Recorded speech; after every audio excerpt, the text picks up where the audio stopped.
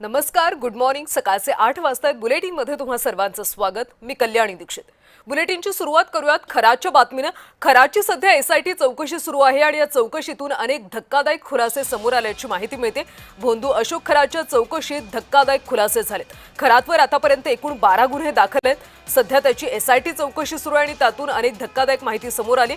महिलांचा हातचलाखीने तो शोषण करायचा, ट्रिक्स वापरून महिलांना जाळ्यात ओढायचा चमत्कार वशीकरण नव्हे तर हातचलाखी करायचा अशी माहिती आता समोर येते। भोंदू अशोक खराच्या चौकशीमध्ये हे धक्कादायक खुलासे समोर आलेत। महिलांचं हातचलाखीने धमकावून शोषण केल्याची त्याने कबुली दिली। सूत्रांची ही माहिती आहे। चमत्कार वशीकरण नव्हे तर हातचलाखी करायचा अशी माहिती समोर आली। दुनिया झुकती है बस झुकाने वाला चाहिए असं खरातनं म्हटलंय। महिलांना जाळ्यात ओढण्यासाठी वेगवेगळ्या ट्रिक्सचा वापर केला।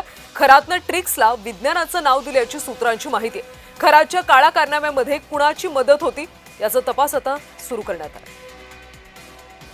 आणि या सगळ्या संदर्भात आपण अधिकची माहिती घेऊयात आमचे नाशिकचे प्रतिनिधी किरण गोटूर यांच्याकडून। किरण, सध्या या खराची एसआयटी चौकशी सुरू आहे आणि त्यातून अनेक धक्कादायक खुलासे समोर येतात। सध्या आतापर्यंत काय काय माहिती समोर आली?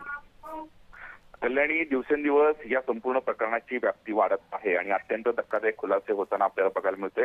आतापर्यंत अशोक खरातवरती 12 गुन्हे दाखल झालेले आहेत आणि या 12 पैकी 8 गुन्हे हे महिलांचं लैंगिक शोषण आणि अत्याचार प्रकरणी दाखल झालेले आहेत। या संपूर्ण तपासामध्ये आतापर्यंत वेगवेगळे या बाबाचे कारनामे जे उघड झालेले आहेत। या संपूर्ण मागच्या काही वर्षांपासून या सगळ्या प्रकरणामध्ये मोठ्या प्रमाणात हे मालमत्ता सुद्धा या अशोक खरातने जमा केलेला आहे।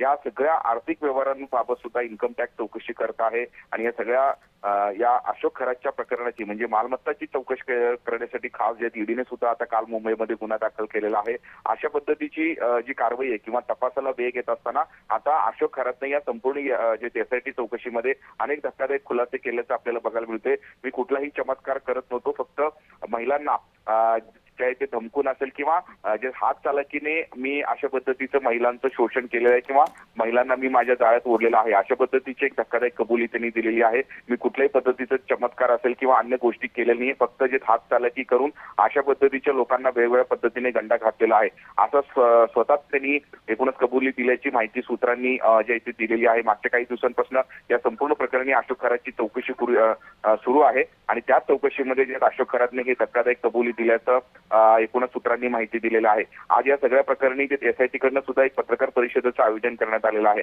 आणि हे पत्रकार परिषद पहिल्यांदाच एसआयटी कडनं घेतलं जातोय। अशोक खराचं संपूर्ण प्रकरण समोर आल्यानंतर जे एसआयटीची स्थापना झाली मागच्या 17 ते 18 दिवसापासून या सगळ्या प्रकरणाची चौकशी सुरू आहे आणि आज पहिल्यांदा एसआयटीचे जे प्रमुख आहेत तेजस्वी सातपुते यांनी हे पत्रकार परिषद एकूणच आयोजित केलेलं आहे। या संपूर्ण प्रकरणी ते आज एकूणच माध्यमांशी संवाद साधणार आहेत आणि ते काय माहिती देतात हे आपल्याला बघणं महत्त्वाचं असणार आहे। पण या सगळ्या प्रकरणात मुख्यमंत्र्यांनी सुद्धा अतिशय कठोर भूमिका घेतलेली आहे। या सगळ्या प्रकरणी जे ईडीची चौकशी होईल अशा पद्धतीची माहिती मुख्यमंत्र्यांनी दिलेली होती आणि कालच या सगळ्या संदर्भात ईडीमध्ये सुद्धा गुन्हा दाखल झालेला आहे। त्यामुळे अजून या सगळ्या अशोक खरात प्रकरणामध्ये काय काय माहिती समोर येतं हे बघणं महत्त्वाचं असणार आहे आणि आज जे पत्रकार परिषद होईल खरं तर त्या पत्रकार परिषदेमध्ये तेजस्वी सातपुते हे काय माहिती देतात ते बघणं महत्त्वाचं आहे।